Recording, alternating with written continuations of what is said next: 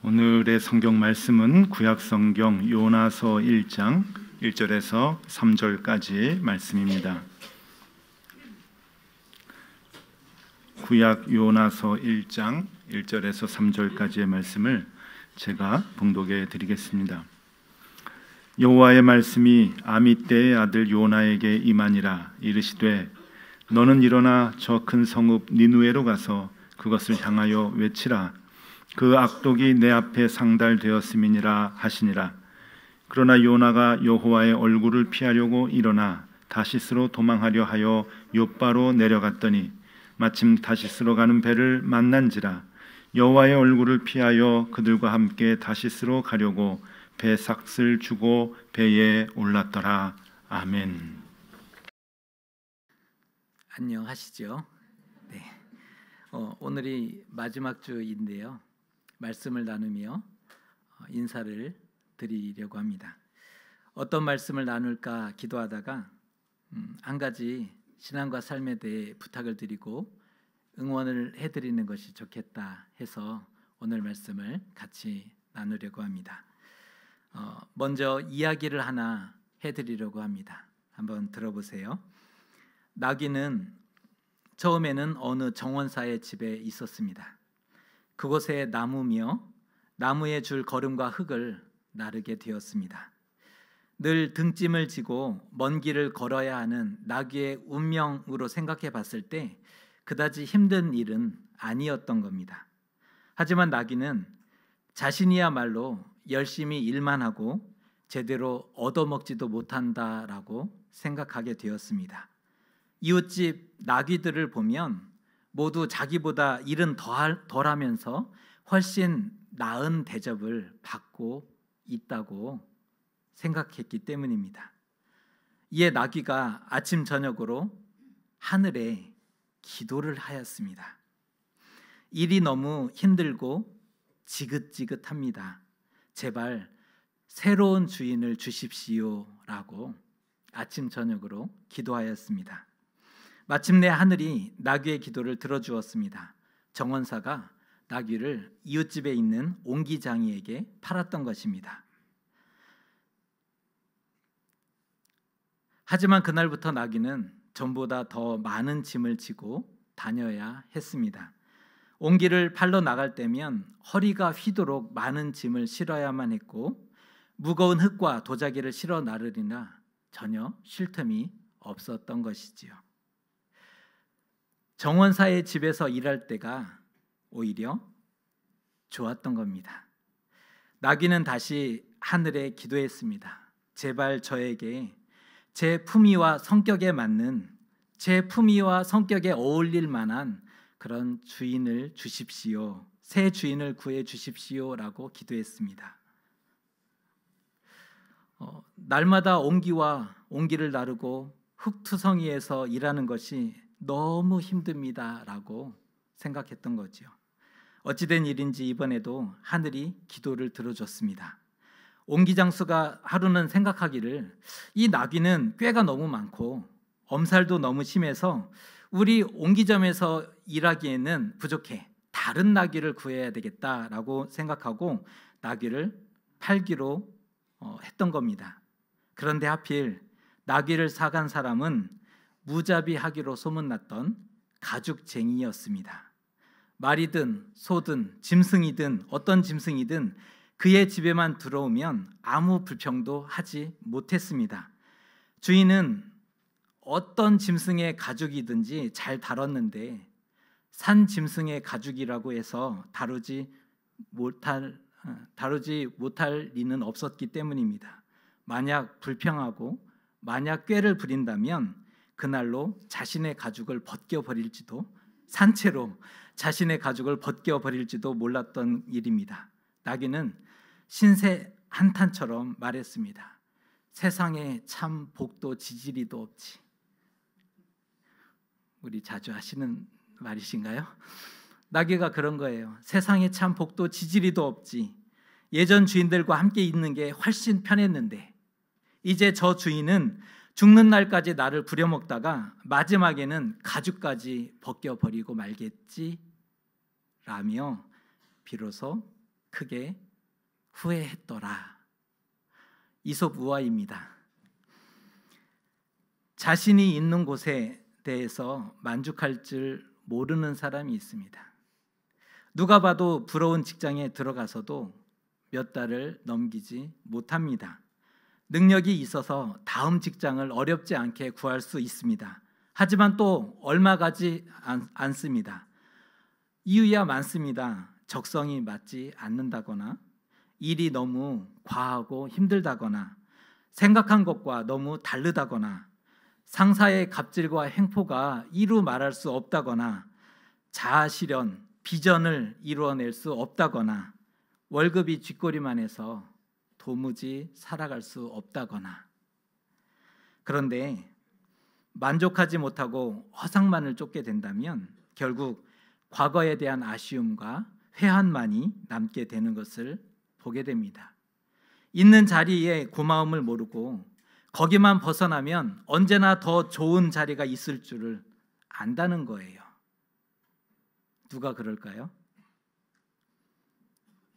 제가 그렇습니다. 그리고 이 자리에 앉아 있는 우리가 그렇습니다. 사람은 다 그렇습니다. 봄이 봄인 줄을 모르고 사는 것 같습니다. 가장 이상적인 에덴 동산에서도 만족을 모르고 허상을 쫓다가 너무나 많은 것을 잃어버린 이들이 있습니다. 바로 아담과 하와이죠. 눈도 밝아진다 그러고 하나님과 같이 될 수 있다 그러고 선악을 알게 된다 하니까 우와, 이 너무나 좋았던 거죠. 세상에 이런 게 또 있을까? 결국 아름다움도 빛도 하나님도 다 잃어버리게 되었지 않습니까? 이전에는 하나님의 소리가 그렇게 좋더니 이후로는 하나님의 소리를 듣고는 두려운 나머지 숨어야만 했던 겁니다. 내가 어디 있느냐? 아담아, 내가 어디 있느냐? 하나님이 아담을 찾으셔야만 했던 거죠. 아담의 자리는 어디였습니까? 하나님 앞이었습니다. 아담의 자리는 어디였습니까? 하나님이 주신 에덴 동산이었습니다. 하지만 스스로 버렸습니다. 스스로 그 자리를 떠났던 것을 보게 됩니다. 돌아온 탕자의 이야기를 아실 것입니다. 둘째 아들이 나오는데요. 둘째 아들은 아버지의 품을 떠나서 세상으로 나아갔습니다. 그랬더니 진짜 좋았어요. 아름다운 세상이 그동안 보지 못했는데, 그동안 알지 못했는데 아름다운 세상이 거기에 있었던 거죠. 화려했고 넉넉했고 돈도 있으니 사람들이 너무나 좋아라 해주는 겁니다. 아, 이런 것이 인생이라는 거구나 깨닫게 된 거죠. 마음껏 즐길 수 있었고 멋있게 잘 사는 줄 알고 그렇게 자신 있게 달려갔습니다. 사람들이 말합니다. 잘한다. 사람들이 좋다. 칭찬도 많이 들었습니다. 마치 구름을 걷는 그런 삶을 살아냈던 겁니다. 하지만 둘째 아들이 있어야 할 자리는 그곳이 아니었던 거죠. 거기 있으면 안 되는 사람이었다는 겁니다. 돈 잃어버리고 사람 잃어버리고 온갖 멸시와 천대를 다 당하고 나서야 알게 되었습니다. 아, 인생은 쓴 것이로구나. 결국 다 잃고 갈 곳도 없고 의지할 데 없자 다시 아버지에게로 돌아갔지 않습니까? 오늘 읽었던 우리의 요나서 말씀인데요. 하나님이 요나에게 말씀하십니다. 니느웨에 가서 외치라. 하지만 요나는 하나님의 얼굴을 피하려고 일어났고 다시스로 도망하였습니다. 3절의 말씀을 한번 읽어드립니다. 그러나 요나가 여호와의 얼굴을 피하려고 일어나 다시스로 도망하여 욥바로 내려갔더니 마침 다시스로 가는 배를 만난지라. 그는 욥바로 가서 때마침 다시스행 배를 탈 수 있게 되었습니다. 운이 좋았던 걸까요? 하늘이 도운 걸까요? 그 옛날 다시스행 배가 시간대별로 있었을리 만무하고 기가 막히게 그런데 일이 술술 풀리고 있는 겁니다. 원하는 대로 되고 있어요. 뜻하는 대로 다 되고 있는 겁니다. 아싸! 기쁨의 환호성을 지르며 그는 니느웨 반대 방향으로 빛의 속도로 달아나고 있는 모습을 보게 됩니다. 여기 그의 말을 한번 들어보십시오. 생각해 보세요. 유대 사람에게 있어서 아수르는 철천지 원수입니다. 아니, 왼수입니다. 그들은 포악한 사람들이고 악한 잔악한 민족입니다. 이스라엘 땅을 너무나 많이 빼앗아 갔고 수많은 사람들, 이스라엘 사람들을 죽였고 역사적으로 이스라엘을 가장 괴롭게 했던 나라가 아수르, 바로 니느웨였던 겁니다. 웬만해야지, 좀 웬만해야 이거 순종이라도 할 텐데 이건 진짜 너무한 거 아닙니까? 이 요나의 마음이었습니다. 그가 가지 않은 이유와 변명은 셀 수 없이 많습니다. 그가 가지 않아야 할 이유, 그가 가지 못한 변명 셀 수 없이 많습니다. 하지만 요나를 부르신 하나님의 뜻은 니느웨로 가는 것이었습니다. 그럼에도 요나는 자신의 자리를 버리게 됩니다.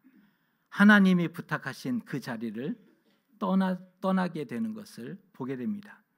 생명을 살리는 역할, 회개를 촉구하는 그 메신저의 자리를 버리고 떠났던 것을 보게 됩니다. 요나가 제일 문제입니다. 나가 제일 문제입니다. 사람은 언제나 세상 중심에 서고 싶어 합니다. 본성이 그래요. 많은 사람이 인정해주는 바로 그 자리, 우러러 보는 바로 그 자리, 부러워하는 바로 그 자리, 바로 그 자리가 내가 있어야 할 자리라고, 바로 내가 있어야 할 자리라고 그렇게 생각합니다. 반면에 어려운 자리, 힘든 자리, 낮아지는 자리는 부담스러워하죠. 안 가고 안 하게 됩니다. 우리 역시도 자리를 노리는 수많은 사람들과 경쟁하며 앞서가기 위해서, 이기기 위해서, 행복하기 위해서 지금도 열심히 살아내고 있는 것 아닙니까? 그런데 어떤 자리에 서면 만족하실 수 있으시겠습니까? 한번 생각해 보세요. 어떤 자리에 서면 만족하실 수 있으시겠습니까? 어디까지 가실 계획이십니까?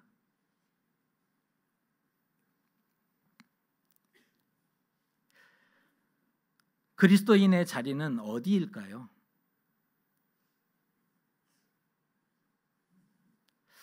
그리스도인의 자리는 어디일까요? 이사야 43장 21절의 말씀을 읽어드립니다. 이 백성은 내가 나를 위하여 지었나니 나를 찬송하게 하려 함이니라. 이 말씀이 사람의 존재 이유에 대해서 정의해 주고 있는 말씀입니다. 그래서 사람이 있어야 할 자리는 필연적으로 하나님 앞이고 하나님을 예배하는 자리일 수밖에 없는 것입니다. 다른 데 있을 수 없는 존재들입니다. 태생이 그렇습니다. 하나님과 호흡과 생명이 연결되어 있는데 어디를 갈 수 있다는 말입니까? 사람은 하나님의 호흡을 받았습니다. 사람 안에 하나님의 생명이 빛나고 있다는 것입니다. 그래서 하나님과 분리란 있을 수 없고 그 자체가 이미 불가능하다는 말씀이죠. 생각해 보세요. 예배에서 하나님을 만나게 됩니다. 함께 호흡하게 되고 생명이 살아나게 되고 다시 생기가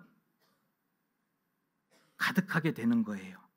예배를 드리고 나오는 사람들의 얼굴이 환하게 빛나고 아름다워 보이는 이유가 바로 여기에 있는 거예요. 오늘 여러분의 얼굴이 환하고 아름다워 보이시는 것 같습니다. 왜 예배를 드리고 나오는 사람들의 얼굴이 환해지는가? 왜 아름다워 보이는가? 하나님을 만나게 되고 함께 호흡하게 되고 그 안에 있는 생명이 다시 회복되기 때문에 그런 것이지요. 잠시 왔다 잠시 후 돌아가는 인생, 우리 노래도 잘하고 다 알고 있는데 한낮 숨결 같은 인생인 것을 예배의 자리에서 하나님께 물어야 되지 않습니까? 하나님께 묻는 인생. 우리 그리스도인의 또 다른 이름이 있다면 하나님께 묻는 인생, 이것이 우리의 별명이 되어야 하는 거죠. 그것이 여러분과 제가 있어야 할 자리라는 것입니다. 사람은 하나님 앞에 있어야 안전합니다. 그런 의미에서 우리 토요 기도의 이름이 안심 기도회이죠. 하나님 안에 있을 때, 하나님 앞에 있을 때 안심이 됩니다. 든든합니다. 안전합니다. 그런 의미에서 우리 토요 안심 기도의 이름 너무 좋은 것 같습니다. 예배가 때로는 불편할 수 있죠. 예배가 때로는 힘들 수 있습니다. 하지만 우리를 가장 복되게 하는 자리고 빛나게 하는 자리고 우리를 살아있게 하는 자리임을 잊지 마셔야 하는 것입니다. 믿음이 무엇이라고 생각하십니까? 예배의 자리를 지키는 것이 믿음입니다.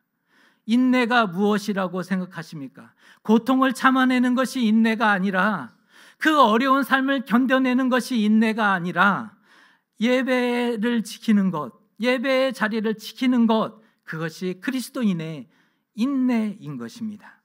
비가 오나 눈이 오나 바람이 부나, 그런데 비가 오면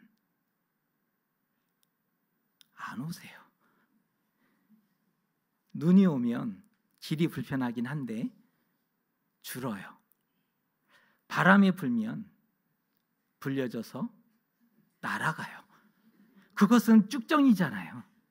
바람이 불면 날려가는 것은 쭉정이인 거잖아요. 우리 믿음과 살아있음, 우리 믿음이 살아있음을 증명하고 싶다면 예배를 지켜야 되는 거예요. 내가 깨어있다는 것을 증명하고 싶다면 예배의 자리를 지켜야 하는 것입니다. 그것이 우리가 있어야 할 자리이기 때문입니다. 예배의 자리에 있을 때 사람의 영혼은 빛이 납니다. 예배의 자리에 있을 때 사람의 영혼은 빛이 납니다. 성경에도 어려움 중에 자리를 지킨 이들이 나오는데요. 특별히 에스겔 44장 15절에 이런 말씀이 있습니다. 읽어드립니다. 이스라엘 족속이 그릇 행하여 나를 떠날 때에 사독의 자손 레위 사람 제사장들은 내 성소의 직분을 지켰은즉 그들은 내게 가까이 나와 수종을 들되 내 앞에 서서 기름과 피를 내게 드릴지니라. 주 여호와의 말씀이니라. 아멘.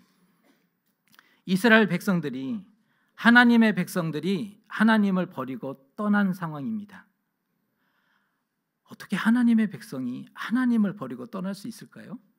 지금 그 상황이에요. 하나님을 버리고 다 떠났습니다. 하나님이 매우 슬퍼하셨습니다. 하지만 그때 사독의 자손들은 성소를 끝까지 지켰고 예배의 자리를 지켜냈던 것을 보게 됩니다. 이에 하나님께서 그들에게 복을 약속하고 계십니다. 그 말씀이 44장 28절의 말씀인데요. 읽어드립니다. 그들에게는 기업이 있으리니 내가 곧 그 기업이라. 너희는 이스라엘 가운데에서 그들에게 산업을 주지 말라. 내가 그 산업이 됨이라. 하나님이 복을 약속하고 계십니다. 또한 예레미야 35장 18절의 말씀을 보면 하나님을 잘 섬기고 말씀과 규례를 지켰던 레갑 가문이 나오는데요. 우리에게 익숙하지 않은 그런 가문인데, 레갑 가문을 향해서 하나님이 이런 약속을 남기고 계십니다. 예레미야 35장 19절의 말씀을 읽어드립니다. 그러므로 만군의 여호와 이스라엘의 하나님께서 이와 같이 말씀하시니라. 레갑의 아들 요나답에게서 내 앞에 설 사람이 영원히 끊어지지 아니하리라 하시니라. 굉장히 멋있지 않습니까? 결정적으로 만일 예수께서 성육신의 자리를 떠나셨다면, 십자가의 자리를 떠나셨다면 어떻게 되었을까요? 오늘 저와 여러분은 여전히 흑암 가운데, 죄악 가운데, 고통 가운데 여전히 남아 있었을런지 모르는 것입니다. 도종환 시인의 시를 하나 소개해 드립니다. 있어야 할 자리에 있는 것들은 아름답습니다. 저녁 햇살 등에 지고 반짝이는 억새풀은 가을 들판에 있을 때 더욱 아름답습니다. 차가워지는 바람에 꽃선을 비비며 옹기종기 모여떠는 들국 하나 구절초는 고갯길 언덕 아래에 있을 때 더욱 청초합니다. 골목길의 가로등, 갈림길의 이정표처럼 있어야 할 자리에 있으면서 꼭 필요한 일을 하는 사람은 보기에 얼마나 좋습니까? 있어야 할 자리에 있는 것들은 아름답습니다. 있어야 할 자리에 있어서 더욱 빛나는 삶은 아름답습니다.